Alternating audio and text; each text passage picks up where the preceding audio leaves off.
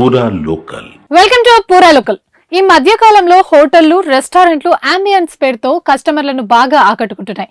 అలాంటి ఓ హోటల్ ఇప్పుడు వివాదంలో చిక్కుకుంది. నాన్ వెజ్ విక్రయించే ఓ హోటల్లో తిరుమల శ్రీవారి ఆలయ నమూనాను ఏర్పాటు చేయడం ఏపీలో తీవ్ర దుమారం రేపుతోంది. కాకినాడ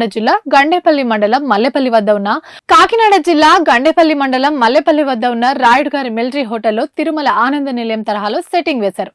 దీనిపై భక్తులు, హిందూ సంఘాలు తీవ్ర అభ్యంతరం వ్యక్తం చేస్తున్నాయి. ఈ వ్యవహారంపై ఆంధ్రప్రదేశ్ సాధు పరిషత్ అధ్యక్షుడు శ్రీనివాసానంద సరస్వతి తీవ్రంగా స్పందించారు. మాంసాహారం వడ్డిస్తూ విందులు చేసుకునే ప్రదేశంలో హిందువులు ఆరాధ్య దైవంగా భావించే వెంకటేశ్వర స్వామి ఆలయ నమూనాను ఏర్పాటు చేయడం హిందువుల మనోభావాలను దెబ్బతీయడమేనని అసహనం వ్యక్తం చేశారు.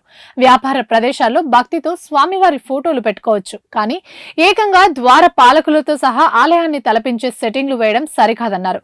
ఈ ధోరణిని ఇప్పుడే అడ్డుకోకపోతే భవిష్యత్తులో విజయవాడ దుర్గమ్మ, శ్రీశైలం మల్లన్న, అన్నవరం సత్యదేవుడు ఆలయ నమూనాలను కూడా ఇలానే ఏర్పాటు చేసే ప్రమాదం ఉందని శ్రీనివాసానంద సరస్వతి ఆందోళన వ్యక్తం చేశారు. అయితే ఈ వివాదాస్పద హోటల్ ఉన్న జగ్గంపేట నియోజకవర్గ శాసనసభ్యుడు జ్యోతుల నెహ్రూ టీటీడీ పాలక మండలి సభ్యుడిగా కూడా ఉన్నారని స్వామీజీ గుర్తు చేశారు.